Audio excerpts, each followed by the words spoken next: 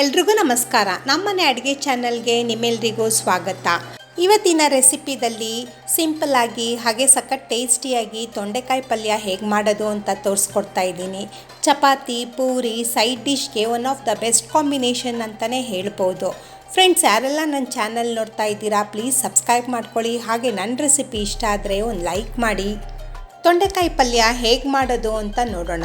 ಮೊದಲಿಗೆ ಒಂದು frying PAN ತಗೊಂಡು ಅದಕ್ಕೆ 3 ಟೇಬಲ್ ಸ್ಪೂನು ಎಣ್ಣೆ ಹಾಕಿ, ಎಣ್ಣೆ ಕಾದ ನಂತರ 1 ಟೇಬಲ್ ಸ್ಪೂನು ಸಾಸಿವೆ, ಹಾಗೆ 1 ಟೇಬಲ್ ಸ್ಪೂನು ಕಡಲೆಬೇಳೆ, ಉದ್ದಿನಬೇಳೆ ಎಲ್ಲನೂ ಹಾಕಿಬಿಟ್ಟು ಒಂದು ಸತಿ ನೀಟಾಗಿ ಫ್ರೈ ಮಾಡ್ಕೊಳ್ಳಿ. ಕಡಲೆಬೇಳೆ ಸ್ವಲ್ಪ ಕೆಂಪಗಾಗೋ ಥರ ಫ್ರೈ ಮಾಡ್ಕೊಳ್ಳಿ.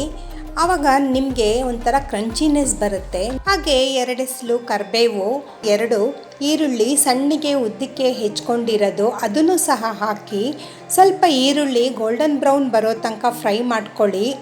ನಂತರ ರುಚಿಗೆ ತಕ್ಕಷ್ಟು ಉಪ್ಪು, ಆಮೇಲೆ 1/4 ಟೇಬಲ್ ಸ್ಪೂನು ಅರಿಶಿನ, ಆಮೇಲೆ 1 ಟೇಬಲ್ ಸ್ಪೂನ್ ಅಷ್ಟು ಖಾರದ ಪುಡಿ, ಆಮೇಲೆ ಒಂದು ಸ್ವಲ್ಪ ಶುಂಠಿ ಬೆಳ್ಳುಳ್ಳಿ ಪೇಸ್ಟು, ಸ್ವಲ್ಪ ಸ್ಪೈಸಿ ಅನಿಸುತ್ತೆ. ನಂತರ 1/4 ಟೇಬಲ್ ಸ್ಪೂನು ಗರಂ ಮಸಾಲ, ಆಮೇಲೆ ಸ್ವಲ್ಪ ಇಲ್ಲಿ ಜೀರಿಗೆ ಪುಡಿನೂ ಹಾಕ್ತಾಯಿದ್ದೀನಿ. ಸ್ವಲ್ಪ ಫ್ಲೇವರ್ ಚೆನ್ನಾಗಿ ಬರುತ್ತೆ. ನಿಮಗೆ ಸ್ಪೈಸಿ ಬೇಡ ಅಂದರೆ ಗರಂ ಮಸಾಲ ಸ್ಕಿಪ್ ಮಾಡ್ಬೋದು. ಹಾಗೆ 2 ಈರುಳ್ಳಿ ಅದನ್ನು ಸಹ ಸಣ್ಣದಾಗಿ ಹೆಚ್ಕೊಂಡು ಒಗ್ಗರಣೆಗೆ ಹಾಕಿ ಎಲ್ಲ ಹಾಕಾದ್ಮೇಲೆ ಸ್ವಲ್ಪ ನೀಟಾಗಿ ಫ್ರೈ ಮಾಡ್ಕೊಳ್ಳಿ. ಮತ್ತು ಇಲ್ಲಿ ಟೊಮೆಟೊ ಎಲ್ಲ ಸ್ವಲ್ಪ ಮೆತ್ತಗಾಗಬೇಕು. ಹಾಗಾಗಿ 1-2 ನಿಮಿಷ ಲಿಡ್ ಮುಚ್ಚಿಡಿ, ಲೋ ಫ್ಲೇಮಲ್ಲಿ ಬೇಯಿಸಿ. ನಂತರ ಎಲ್ಲನೂ ಹೊಂದ್ಕೊಂಡಾದಮೇಲೆ ಇಲ್ಲಿ ನಾನು 200 ಗ್ರಾಮ್ ಅಷ್ಟು ತೊಂಡೆಕಾಯಿ ತೊಗೊಂಡಿದ್ದೀನಿ. ನಿಮಗೆ ಯಾವ ಆಕಾರದಲ್ಲಿ ಬೇಕೋ ಆ ಆಕಾರದಲ್ಲಿ ಕಟ್ ಮಾಡ್ಕೊಬೋದು. ನಾನಿಲ್ಲಿ ಗುಂಡಿಗೆ ಕಟ್ ಮಾಡ್ಕೊಂಡಿದ್ದೀನಿ. ಎಲ್ಲ ಹಾಕ್ಬಿಟ್ಟು ನೀಟಾಗಿ ಒಗ್ಗರಣೆಗೆ ಹೊಂದ್ಕೊಳ್ಳೋ ಥರ ಮಿಕ್ಸ್ ಮಾಡಿ ಒಂದು 5 ನಿಮಿಷ ಒಗ್ಗರಣೆಯಲ್ಲಿ ಬೇಯಕ್ಕೆ ಬಿಡಿ. ಟೇಸ್ಟ್ ತುಂಬ ಚೆನ್ನಾಗಿ ಕೊಡುತ್ತೆ. ಹಾಗೆ ತೊಂಡೆಕಾಯಿ ಬೇಯಲು ಎಷ್ಟು ನೀರು ಬೇಕೋ ಅಷ್ಟು ನೀರು ಹಾಕಿಬಿಟ್ಟು ಲೋ ಫ್ಲೇಮಲ್ಲಿ ಲಿಡ್ ಮುಚ್ಚಿಡಿ. ಒಂದು 10-15 ನಿಮಿಷ ಲಿಡ್ ಮುಚ್ಚಿಟ್ರೆ ರೆಡಿಯಾಗಿರುತ್ತೆ ನೋಡಿ ತೊಂಡೆಕಾಯಿ ಪಲ್ಯ. ಈ ಕಾಂಬಿನೇಷನ್ನು ನೀವು ಚಪಾತಿ, ಪೂರಿ, ಹಾಗೆ ರೊಟ್ಟಿ, ಪ್ಲೇನ್ ಸಾಂಬಾರಿಗೆ ಸೈಡ್ ಡಿಶ್ ಆಗು ನೀವು ತೊಗೊಬೋದು. ಇದು ಸೇಮ್ ಮದುವೆ ಮನೆ ಸ್ಟೈಲಲ್ಲಿ ಹೇಗೆ ಮಾಡ್ತಾರೋ ಆ ಥರ ತೋರಿಸ್ಕೊಟ್ಟಿದ್ದೀನಿ.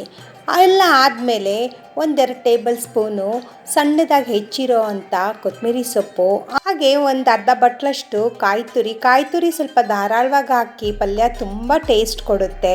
ನೋಡಿ ರೆಡಿಯಾಗಿದೆ ತೊಂಡೆಕಾಯಿ ಪಲ್ಯ.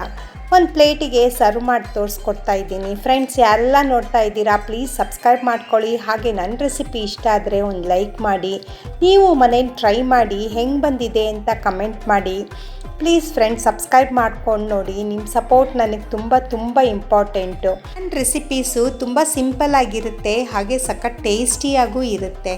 Thank you.